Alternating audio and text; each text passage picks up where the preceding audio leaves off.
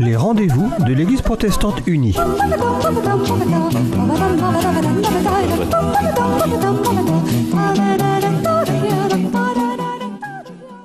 Bonjour à chacun, nous sommes heureux de vous retrouver. Alors aujourd'hui, cette émission, vous allez peut-être l'entendre un peu plus tard, mais nous sommes au mois de juin. Voilà. Et nous avons la chance de rencontrer Mariana Sakuto. Bonjour Mariana. Bonjour. Alors Mariana, vous avez 27 ans et vous venez d'un pays, on va peut-être se rendre compte, un petit accent, mais pas trop. Hein. Un peu quand même, du Portugal. Oui. Voilà, vous êtes en France depuis 2 ans, c'est ça ? 2 ans. Voilà. Et donc, on a pensé à vous demander votre témoignage parce que nous avons trouvé que vous avez vraiment un parcours très intéressant pour une jeune de 27 ans. Voilà, vous avez une diversité puisque vous êtes portugaise, mais vous êtes aussi anglicane. Et vous êtes actuellement en mission avec le Chemin Neuf, oui, qui est quand même en grande partie catholique, même s'il y a une dimension œcuménique. Oui, tout à fait. Voilà. Donc, merci beaucoup déjà d'accepter de venir nous raconter un petit peu votre parcours. Et puis, peut-être, vous pouvez nous expliquer quelle est cette mission que vous avez actuellement avec le Chemin Neuf ? Oui, bien sûr. Et merci aussi pour l'invitation. Donc, cette année, je fais une année de mission avec la communauté du Chemin Neuf et j'étais envoyée ici à Nantes au foyer d'étudiants qu'on a ici à Nantes. Donc la mission, c'est de vivre avec les étudiants le jour à jour, le quotidien, partager avec eux, faire aussi la pastorale avec eux, l'évangélisation. Et voilà, on est une petite équipe de 3 qui s'occupe du foyer, des étudiants et de les accompagner. D'accord, donc vous dites la pastorale, c'est-à-dire que c'est des jeunes qui viennent loger là, mais à qui vous proposez... Oui. Une pastorale, oui. C'est-à-dire ? Oui. Donc, les jeunes qui viennent loger au foyer, ils sont déjà normalement chrétiens et du coup, ils sont intéressés d'approfondir leur foi. Donc, on les propose, on a plusieurs propositions pendant l'année, des week-ends, des soirées, une semaine de retraite spirituelle qu'on fait avec eux, des enseignements, des témoignages, voilà, pour qu'ils puissent grandir dans la foi. D'accord. Là, je comprends mieux. Oui. Je me disais que c'était peut-être des étudiants lambda qui venaient comme ça, mais oui. Non, en fait, c'est des jeunes qui choisissent ce foyer parce qu'ils savent qu'il y a une proposition. Oui, chrétienne. derrière. Oui, c'est ça, tout à fait. Oui, la plupart sont chrétiens engagés, mais sinon, on demande juste qu'ils soient ouverts et qu'ils veulent bien découvrir la foi aussi. Donc, il y en a qui sont aussi dans leur début de chemin de foi. Eh oui, c'est ça. Oui. Bah justement, c'est formidable qu'ils puissent poser des questions. C'est une belle mission auprès des jeunes. Ouais. Oui. D'accord. Et c'est un grand privilège, je trouve, de partager le quotidien avec eux. C'est pas juste les dimanches ou les week-ends, mais vraiment de vivre avec eux, de partager leur joie, leur peine. Nous aussi, nos joies, nos peines. Et ça veut dire qu'il y en a qui viennent vous parler de temps en temps quand ils ont des questions ou des difficultés? Oui, bien sûr. Oui, je crois que c'est vraiment aussi une mission de proximité. Donc, on est là pour eux, on habite avec eux. Donc aussi, ils viennent nous voir, ils se confient à nous, ils nous cherchent aussi pour grandir, je crois, à la fois humainement et dans la foi. Mais oui, bien sûr, c'est lié quand même. Oui. et ça veut dire que vous avez une formation un peu d'accompagnement ? Oui, donc au long de toute l'année, on fait une formation pour tous ceux qui sont au service des jeunes, qui font la mission jeune dans la communauté aussi, pour apprendre à être avec les jeunes d'aujourd'hui, comment leur parler. Oui, à savoir écouter. Oui, une formation pour l'écoute. Oui. Une formation pour l'accompagnement aussi, l'accompagnement spirituel. Oui, il faut bien être formé, il faut bien apprendre à être aussi dans une juste place, je crois, avec eux. Oui. Oui, c'est ça. Oui, tout à fait. Oui. Surtout que vous avez 27 ans, donc vous avez à peu près le même âge. Je suis pas si loin. Oui, c'est vrai. Des fois, ça peut être un défi de trouver la juste relation avec eux. ni pas trop proche, ni pas trop loin. Ni donneuse de leçons. Oui. Voilà, il faut que tu fasses comme ça. Oui. Ça, c'est sûr, ça passerait pas. Oui, c'est sûr. Non, il faut être proche, il faut surtout cheminer avec eux. Bon. Il faut apprendre. Très bien. Donc, c'est déjà une belle activité. Oui. D'accueil, d'accompagnement. Ouais, je suis présence assez jeune. Oui. Alors, on va remonter dans le temps. D'accord. Si vous voulez bien. Et moi, ça m'intéresserait de savoir comment, aujourd'hui, vous êtes engagée quand même en tant que chrétienne dans cette mission. D'où vous venez? Oui. Depuis quand vous êtes chrétienne? Oui. Votre famille au Portugal, est-ce qu'elle était déjà pratiquante ou croyante? Oui. Donc, moi, j'ai grandi dans l'église. J'étais élevée dans l'église. Et ma famille, la famille du côté de mon papa, ils sont catholiques, mais je dirais plutôt par tradition. Au Portugal, on est très catholique encore dans la tradition. Donc, du côté de la famille de mon papa, on n'est pas très pratiquant, si je peux dire comme ça. Et la famille du côté de ma maman, ils sont anglicans. On fait partie de l'église anglicane depuis plusieurs générations.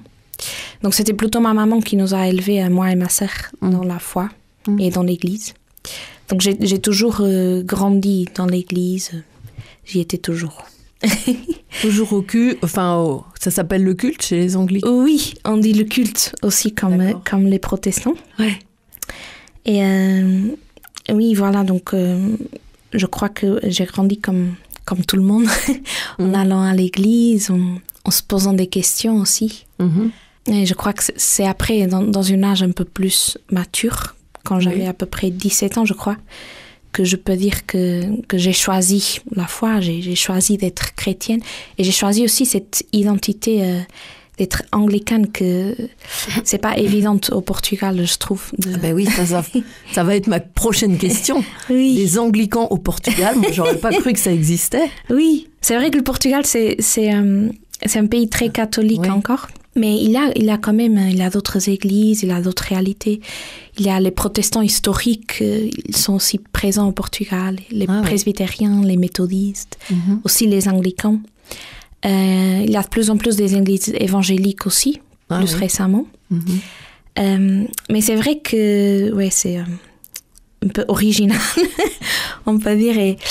Et c'est pas rien de grandir avec une identité un peu différente. Oui, c'est ça.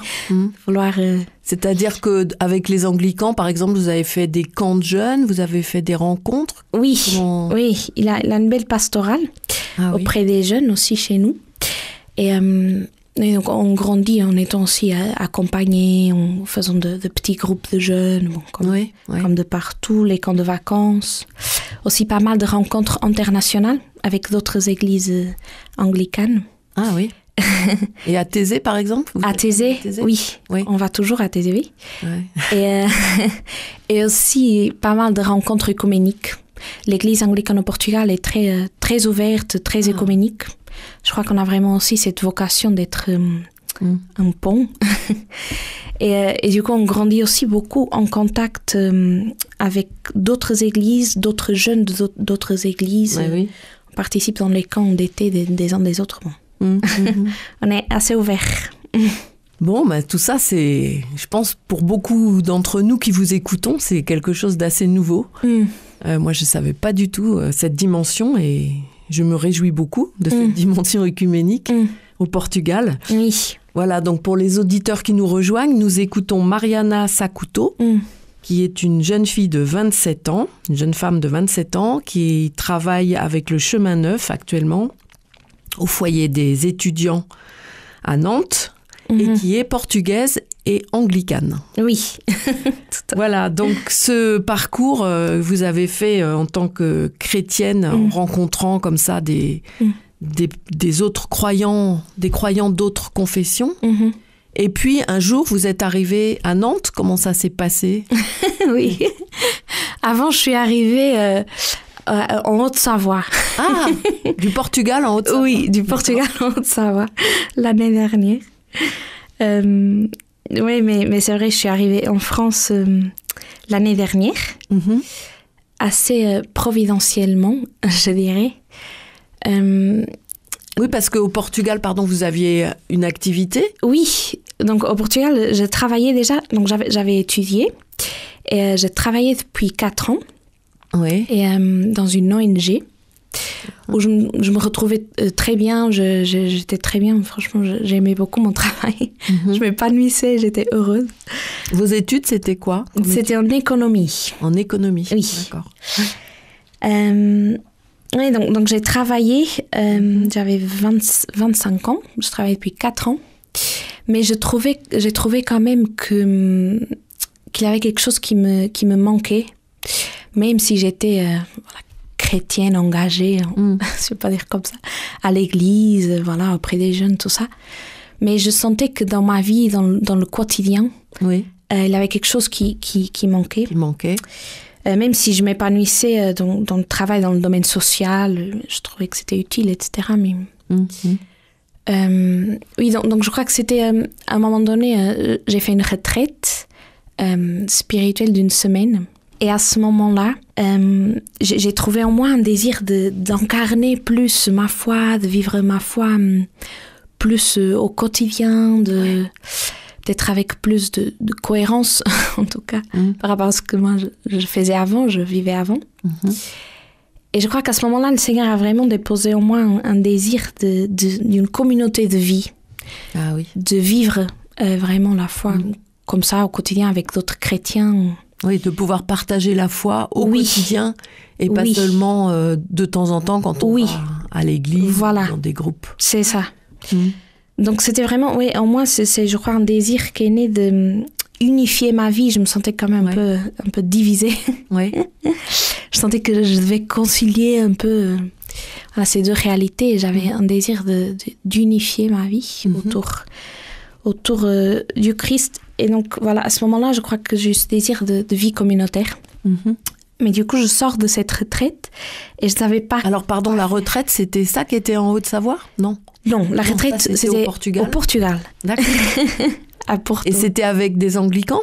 Non, donc je suis partie faire cette retraite avec les jésuites. Ah oui, d'accord. On m'a très bien parlé des exercices spirituels. Ah oui. Donc c'est avec eux que je suis allée faire cette retraite. D'accord. Donc une jeune anglicane qui va faire les exercices spirituels. Oui, je trouvais, c'était intéressant. Ça vous a rejointe? Oui, beaucoup. Et cette spiritualité ignatienne, ça m'a vraiment beaucoup parlé, beaucoup porté aussi. Ça m'a appris à prier, ça m'a appris à être plus proche de Dieu. Et voilà, donc je sors de cette petite retraite avec ce désir de vie communautaire, de vivre en communauté chrétienne, mais je savais pas trop quoi faire avec ça. Et voilà, donc c'était un petit chemin. J'essayais de trouver, je savais pas quoi faire, où retrouver cette communauté, puisque dans mon église, il n'avait pas une réalité comme ça, de vivre ensemble. Voilà. Il n'avait pas une réalité comme ça. Ni au Portugal, je trouvais nulle part. Donc je me suis mise à chercher en ligne. Je trouvais quelques communautés nouvelles en Angleterre et aux Pays-Bas. Ah oui. Donc j'ai cherché en ligne qu'est-ce que ça pouvait dire de vivre comme ça une vie chrétienne. Voilà, de partager la foi avec d'autres chrétiens. Jusqu'à un jour où j'ai partagé ça avec une cousine qui habitait en Angleterre, à Londres. Je lui ai dit que j'avais ce désir. En fait, je cherchais une communauté de vie. Et donc, c'était là qu'elle me parle de la communauté de chemin neuf qu'elle avait croisée à Londres, en Angleterre. Et voilà, c'était comme ça, un peu providentiellement, que j'ai trouvé la communauté. D'accord. Oui. Et donc, vous avez été sonné à la porte? Oui. Donc, ce jour-là, j'ai cherché en ligne la communauté. Et j'ai vu c'était quoi qu'ils vivaient. Et tout de suite, ça m'a beaucoup parlé, ça m'a rejoint tout de suite, le fait que ça soit une communauté œcuménique. Moi je vivais beaucoup la réalité œcuménique déjà dans mon église. Donc ça rejoint vraiment aussi mon identité, ce que je portais. Oui, bien sûr. Aussi la spiritualité ignatienne de cette communauté, je le vivais déjà aussi depuis un petit temps avec les jésuites. Et donc ça m'a vraiment parlé, cette communauté. Et voilà, après j'ai trouvé qu'ils faisaient une année de césure pour des jeunes, 18-30. Ils proposaient une année de césure en Haute-Savoie, une année de formation biblique, théologique et de vie fraternelle, de vie communautaire et de prière. Ça, c'était le rêve pour Donc vous. ça, c'était le rêve. Donc c'est vrai que je pensais pas à ce moment-là de faire une année de césure comme ça. Je travaillais, j'étais heureuse dans ce que je faisais. Mais c'est vrai que quand j'ai vu ça, j'ai dit mais non, il faut que j'aille vivre avec des jeunes d'autres pays. C'était une proposition internationale aussi, des jeunes de plusieurs églises qui se rencontraient à l'abbaye d'Hautecombe, en Haute-Savoie. Et voilà, donc ça c'était le rêve, ce que j'attendais de vivre. Donc voilà, j'ai compris tout de suite, il fallait démissionner et venir. Donc je suis arrivée l'année dernière en France, oui. Donc nous écoutons Mariana Sakuto, qui a 27 ans, qui est portugaise anglicane et qui a découvert donc la vie communautaire avec le chemin neuf. Oui. En recherchant comme ça une modalité de vie qui puisse correspondre à l'unité que vous vouliez vivre entre votre foi et votre vie quotidienne, en fait. Oui, c'est ça. Et au chemin neuf, vous avez aussi trouvé ce côté œcuménique, le côté international, qui était important pour vous. Oui. Donc, vous voilà arrivé à l'abbaye de Hautecombe pour une année de formation. Oui. Et vous pensiez peut-être qu'après, vous alliez reprendre peut-être votre travail ou non? Vous ne saviez pas? Oui, non, moi, je ne savais pas. Je voulais garder les chemins ouverts pour... Non, parce que je me dis, c'est bien parce qu'une année, ça peut ne pas faire trop peur, justement. Oui. On se dit, voilà, c'est une année, puis après, je verrai comment je continue, mais... Tout à fait. C'est pas un engagement à vie, quoi. Bah oui, c'est sûr. Et en plus, ils proposent même 3 mois. D'abord, ils proposent 3 mois. Ah oui. Donc, un premier semestre de septembre à décembre. Décembre. Et après, un deuxième semestre. Bah oui. Donc, vraiment, c'est par étapes pour qu'on puisse vraiment être libre et discerner. Donc, c'est vrai, quand je suis partie au Portugal, ce que j'ai dit à tout le monde, c'est que je venais pour 3 mois. Ah oui. Même si, au fond, voilà, je savais que ça me plaisait beaucoup. Je m'imaginais rester toute l'année. Ouais, mais bon, je me suis dit à moi-même, voilà. Et aux autres, je venais en France pour 3 mois. Donc, après ces 3 mois en décembre, là, j'ai dit que en fait, j'allais rester pour 6 mois en plus. Et après, pour une année, me voici depuis 2 ans. Et oui. Donc, ensuite, vous voilà à Nantes. Oui. D'accord. Et ma question, c'est, et vos parents ou vos proches, votre sœur, qu'est-ce qu'ils ont dit? Est-ce qu'ils vous suivent dans... Oui. Ils vous encouragent ou ils vous disent attention? Oui. Non? Bon, je crois que surtout, d'abord, ils me respectent. Ils me respectent. Ils vous respectent. Oui. D'abord, c'est ça. Après, ils m'encouragent à suivre un chemin où ils me trouvent aussi heureuse. Oui, c'est ça. Et oui, même si mon papa, il n'est pas croyant,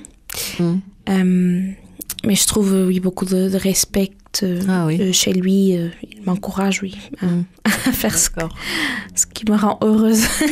Oui. Ben oui, c'est ça. C'est vrai que c'est un témoignage important. Oui. Il vous voit heureuse. Oui. Ouais. Oui. Je crois que ça les soulage aussi, que je sois bien, que je me sois retrouvée ici dans cette communauté. Ben oui. Alors aujourd'hui, donc, vous êtes engagée dans cette communauté. Et comment vous vivez votre quotidien de chrétienne? Est-ce que... Oui. Comment vous nourrissez votre foi? Oui. Comment vous remplissez vos journées? Bon, il y a des formations, vous nous avez dit, vous suivez des formations? Oui. Il y a des tâches matérielles aussi à faire au foyer des étudiants ou... Oui, bien sûr. Oui, donc une journée type, c'est... au foyer, aussi dans la communauté, c'est une journée quand même pas mal marquée par la prière. On prie ensemble 3 fois par jour. On fait...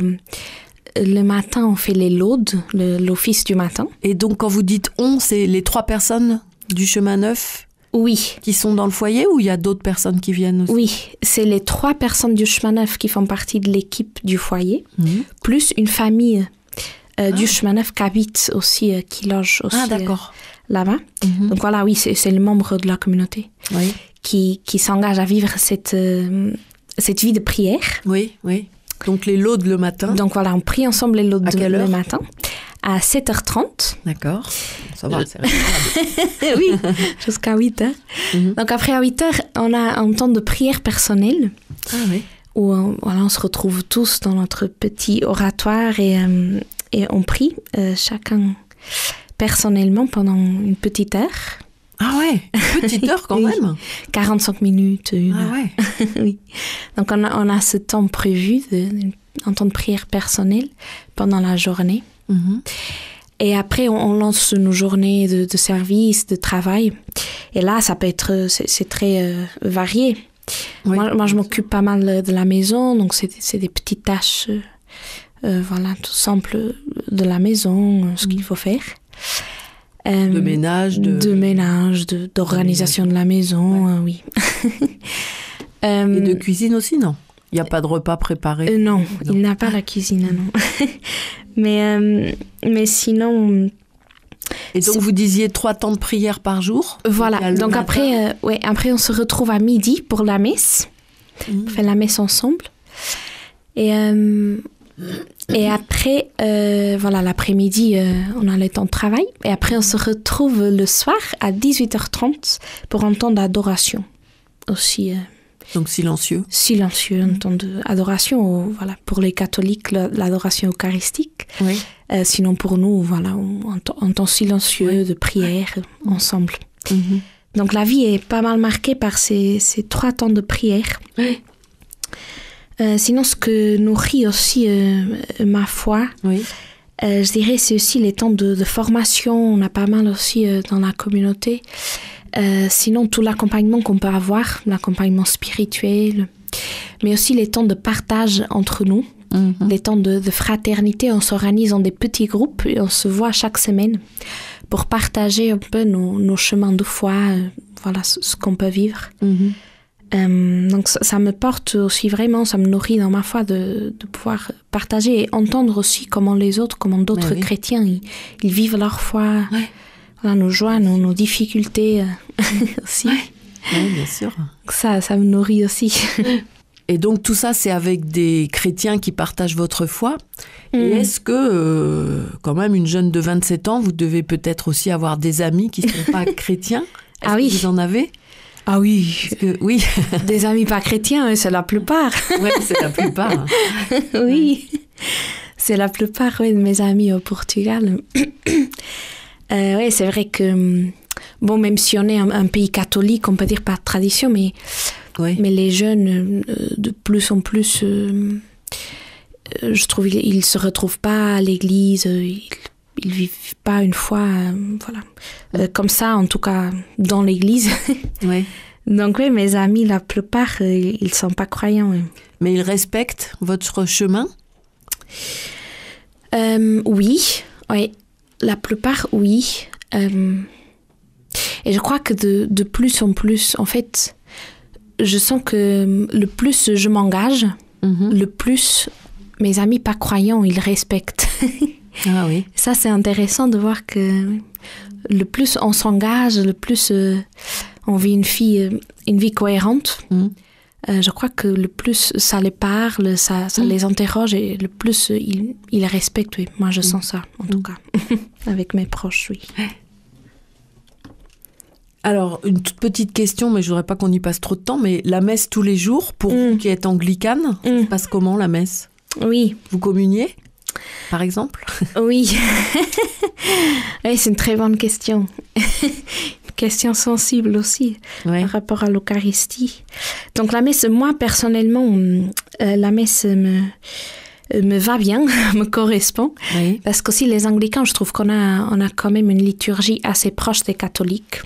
Donc déjà, la liturgie qu'on suit dans mon église, c'est quand même proche de celle qu'on célèbre pendant la messe. Donc la messe me nourrit, la messe me porte. Mais c'est vrai que le moment de l'Eucharistie, c'est toujours un moment